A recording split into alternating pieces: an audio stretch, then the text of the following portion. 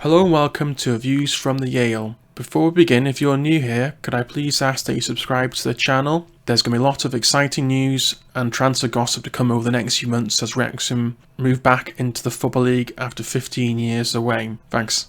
So it's been a couple of days since the game, so I took a bit of time before discussing it and I gave myself a chance to re-watch the game on BT Sport, and it's been just a fantastic experience. Also seeing all the news that's been going around, all the videos, the reactions, all the press that have been talking about Wrexham and discussing what's going on, and it's just been a fantastic experience and just amazing what's been going on with the club and with the community.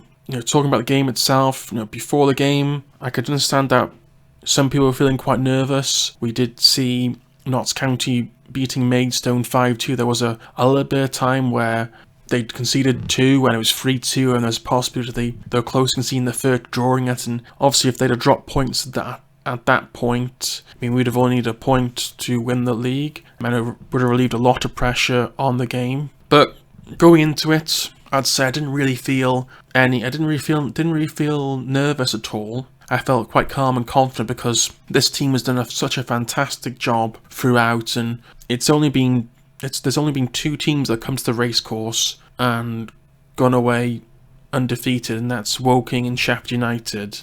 And every other time Wrexham have stood up, have stepped up, and got the job done. And that's what I felt. And the atmosphere was fantastic. There was singing and cheering, and it was just a wonderful thing.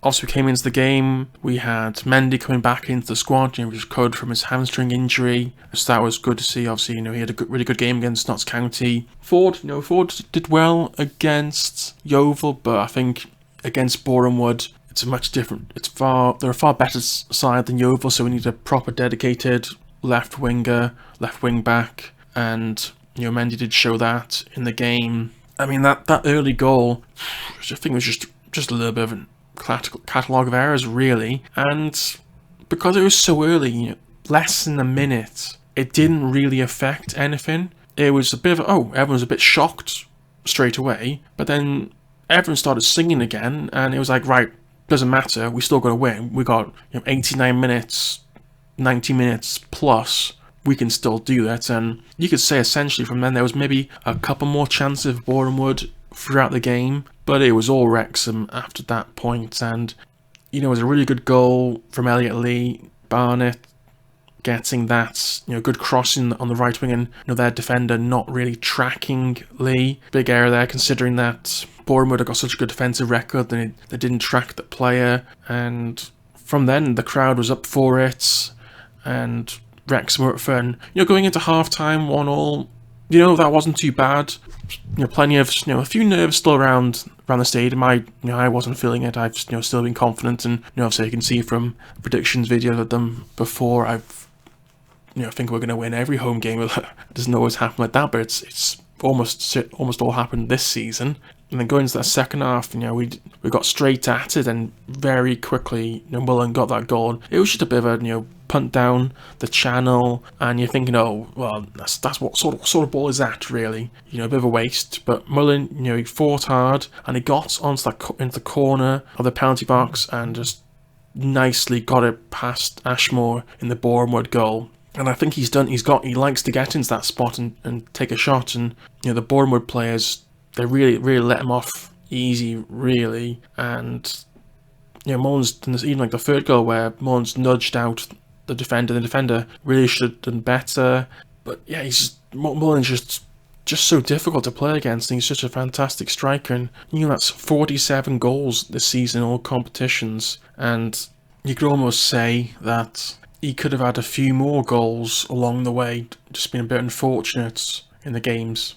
Perhaps he would have had more than Langstaff. I got a funny feeling after the celebrations and partying, I got a funny feeling he's not going to be playing next Saturday against Torquay. He might want to play to get through 40, or he can sign off the season with a hat-trick and get to 50 goals for a season. Maybe he will, but I think it'll be quite a changed team next Saturday, just because so much partying. You might want to give some players a chance who don't really get too many minutes. Maybe Young, Cleworth, maybe Bryce Ozana, Hayden. Maybe we'll give Waters a start, see what he's like. I mean, I'd probably say it was a bit unfortunate that Young wasn't on the bench, not to get a run out in this game. That was a bit of a shame, really. But yeah, it was just a fantastic day all round. I think everyone's still a bit tired and sore in Wrexham, really. Hopefully, we could do it again, because if you look at Stockport in League 2, obviously they won the league against us last year. They're right up there in the playoffs with a shout of getting into the automatic positions, and you can say they didn't have the best start of the season as well. So with a stronger start, Stockport could be already promoted to League 1. But I think that's what they're going to plan for next year. And I think Parkinson and we'll be talking with Fleur and Rob and Ryan, and I think they'll be looking to try and go up again to get to League 1.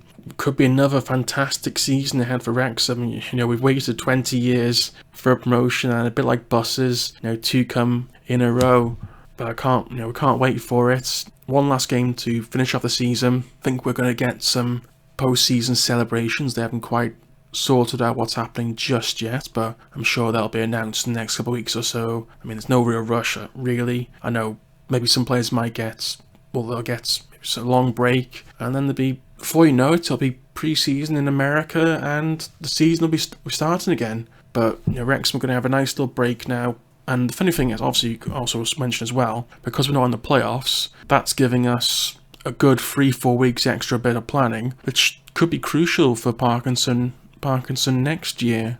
But yeah, I think that's the last home game of the season.